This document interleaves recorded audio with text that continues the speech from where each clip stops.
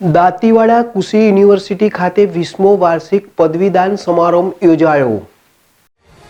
સરદાર કૃષિનગર દાંતીવાડા કૃષિ યુનિવર્સિટી ખાતે 20મો વાર્ષિક પદવીદાન સમારંભ કુલપતિ ડોક્ટર આર.એમ. ચૌહાણના અધ્યક્ષસ્થાને યોજાયો હતો।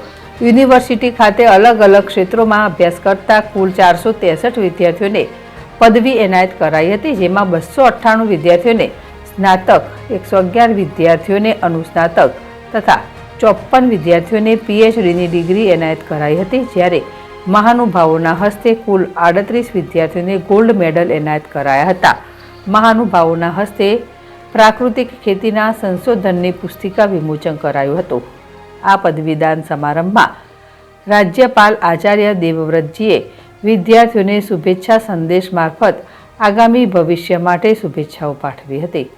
કૃષિ મંત્રી રાઘવજી પટેલ વર્ચ્યુઅલ માધ્યમથી ઉપસ્થિત રહીને જણાવ્યું હતું કે વિદ્યાર્થીઓએ પ્રાપ્ત કરેલા જ્ઞાન અને કૌશલ્યનો ઉપયોગ કરી કૃષિ અને કૃષિકારના સર્વાંગી વિકાસમાં સહભાગી થઈ સમાજ, રાજ્ય અને દેશ પ્રત્યેનું ઋણ તેમજ જવાબદારીઓ નિભાવવી જોઈએ।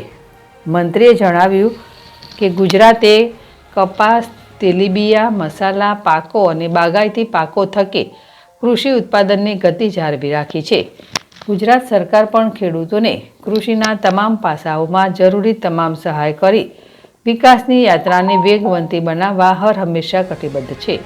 ખેડૂતો સમૃદ્ધ બને તે માટે રાજ્યની કૃષિ યુનિવર્સિટીઓ પણ હર હંમેશા નવીન સંશોધન કરીને ખેડૂતોના આર્થિક વિકાસ માટે સહભાગી બને છે। સરકાર આઈ ખેડૂત પોર્ટલ માધ્યમથી સબસિડી, પીએમ કિસાન સન્માન નિધિ સહિતની યોજનાઓ થકી ખેડૂતોને સર્વાંગી વિકાસ સાધવા કટિબદ્ધ છે। કૃષિ વિજ્ઞાન કેન્દ્ર ડીસા ખાતે natural farming training centre for north Gujarat, Kutch ખાતે કૃષિ કોલેજ, ખેડબ્રહ્મા અને થરાદ ખાતે કૃષિ ઇજનેરી કોલેજની સ્થાપનાને મંજૂરી આપેલ છે।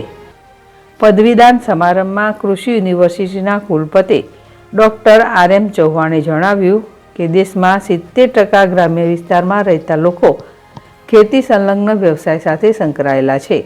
કૃષિ એ લાખો લોકોના જીવનનો આધારસ્તંભ છે, જ્યાં ટેકનોલોજી, સંશોધનો અને ખેત પેદાશના મૂલ્યવર્ધન થકી ખેડૂતોની આવક બમણી કરવા માટે ડિગ્રી લેતા વિદ્યાર્થીઓને કામ કરવા તેમણે આહ્વાન કર્યું હતું। કૌશલ્ય અને આવડતનો ઉપયોગ કરી ખાસ કરીને સમાજ અને ખેડૂતો તથા ગામડાઓના વિકાસ કરવા જણાવ્યું હતું। સરદાર કૃષિનગર દાંતીવાડા કૃષિ યુનિવર્સિટી ખાતે પ્રાકૃતિક કૃષિ અંગે વિવિધ સંશોધન ચાલી રહ્યા છે, જેના સારા પરિણામ પણ મળ્યા છે। પ્રાકૃતિક ખેતી, પુનઃપ્રાપ્ય ઉર્જા અને સંકલિત જીવાત નિયંત્રણ જેવા ચાવીરૂપ અભિગમને અપનાવીને એક સ્વસ્થ અને સ્વચ્છ પેઢીનું નિર્માણ કરી શકાશે તેવું તેમણે વિદ્યાર્થીઓએ જણાવ્યું હતું। સુપ્રાણાવાસ્ય, ZSTV, બનાસકાંઠા।